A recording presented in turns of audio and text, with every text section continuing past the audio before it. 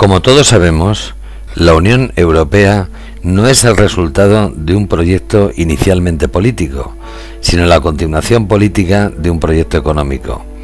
En sus orígenes, la comunidad se constituyó a través de la Comunidad Económica del Carbón y del Acero, que más tarde dio lugar al Benelux, Bélgica, Holanda y Luxemburgo, y seguidamente al Mercado Común. Este más tarde se convirtió en la Unión Europea de Naciones. La idea inicial se correspondía a la situación económica del mercado mundial que dio origen a este proyecto y se basaba en dos acuerdos importantes, el Tratado de Viena y el Tratado de Maastricht. Más tarde se intentó votar un proyecto de Constitución Europea que fracasó.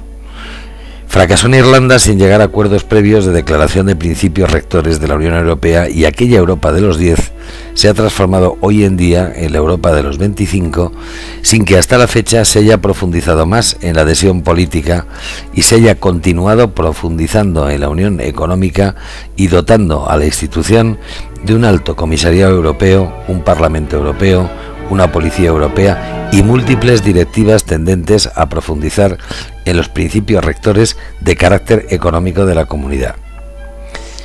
En la actualidad, y tras la crisis económica que comenzó en el año 2008, todo el modelo europeo se resiente. El Tratado de Viena es un tratado asimétrico y proporcionalista que no se presta a la construcción de una Europa igualitaria y que se lleva a cabo pensando única y exclusivamente en sostener el liderazgo en la comunidad económica de sus dos principales naciones locomotoras, Francia y Alemania, pero que está actuando de hecho como tapón para que se lleve a cabo una auténtica integración política en Europa. Actualmente, y tras la crisis económica y financiera del modelo económico neoliberal, todos los fundamentos economicistas de Europa están en un proceso de remodelación. Los compromisos de Maastricht y la orientación hacia una moneda única obligan al Banco Central Europeo a llevar a cabo constantes y costosísimas intervenciones en forma de planes de rescate y obligan a los estados acogidos a estos planes de rescate a aceptar condiciones de control político interno de sus mercados que suponen una clara vulneración de los derechos de los gobiernos de los países miembros a controlar y dirigir sus políticas interiores. Desde aquí vamos a tratar de proponer algunos de los cambios que estimamos absolutamente necesarios en cuanto a criterios de orientación y reforma en la unidad europea. Reforma al Tratado de Maastricht.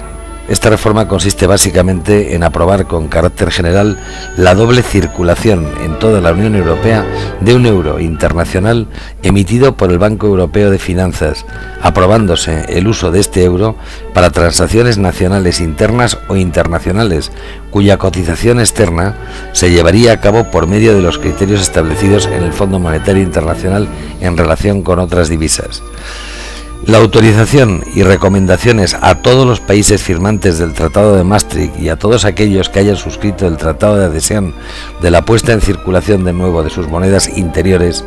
cuyos valores de cambio monetario se establecerían en relación al euro comunitario, oscilando el valor de cambio de estas monedas en relación al euro según el estado de la economía de cada país miembro, de tal manera que el marco alemán con relación al euro valdría X, el franco francés con relación al euro valdría Y y la peseta española se cambiaría por H. La posibilidad de todos los ciudadanos de la Unión Europea de poder abrir cuentas corrientes o depósitos bancarios en moneda local o en moneda euro también sería una opción a contemplar, cuyas cotizaciones se establecerían según los dos criterios anteriores. De esta manera, las reservas de los países miembros en sus bancos centrales estarían principalmente constituidas en euros comunitarios emitidos por el Banco Central Europeo, pero los tipos de cambio de las monedas locales fluctuarían su valor con relación a este, dependiendo del estado real de la economía de cada país, lo que permitiría a cada estado ajustar internamente sus criterios monetarios y su sistema interno de precios, y descartaría las intervenciones constantes del Banco Central Europeo en las crisis financieras locales. Resulta absolutamente inadmisible la paridad monetaria del euro entre economías de tramos financieros que no sean equivalentes, pero sí es perfectamente compatible la existencia de un euro comunitario tanto como valor de reserva como valor de cambio de divisa en el mercado internacional. También debemos de reformar el Tratado de Schengen de libre circulación.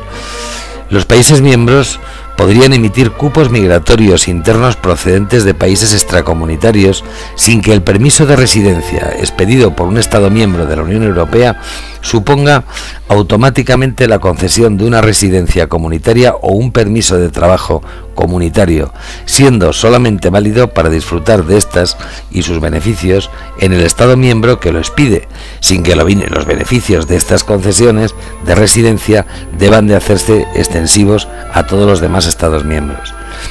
Regulación por el Alto Comisariado Europeo de la preferencia de la concesión de permisos de residencia y trabajo a los miembros de los Estados europeos, regulando un permiso de estancia y residencia ilimitado para los miembros de la Unión Europea y limitados temporalmente a los miembros extracomunitarios, según las normativas internas de extranjería de cada Estado. Los tratados de defensa de Europa comprenderían la obligación de todos los Estados a contribuir en caso de un conflicto o agresión a cualquier Estado miembro a la defensa común de todos y cada uno de ellos. También debemos de reformar los acuerdos de Viena, que consisten en que cada país tenga asignado estatutariamente un número X de parlamentarios en representación en el Parlamento Europeo y otro en el Alto Comisariado que sea consecuencia de las condiciones de adhesión a la Unión Europea, cuyo número de miembros en el Parlamento Europeo y en el Comisariado deberían de hacerse una revisión periódica de las condiciones de dicho acuerdo, de tal manera que estos sean proporcionales no solamente a la población, sino también al territorio. También debería redactarse una Constitución Europea de carácter federalista.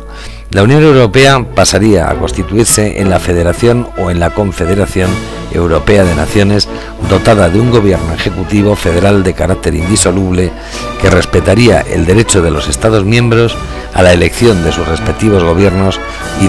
dotaría al gobierno federal de poder ejecutivo en asuntos tales como la política de defensa o el control del ejército europeo. Reconocimiento y concesión de representatividad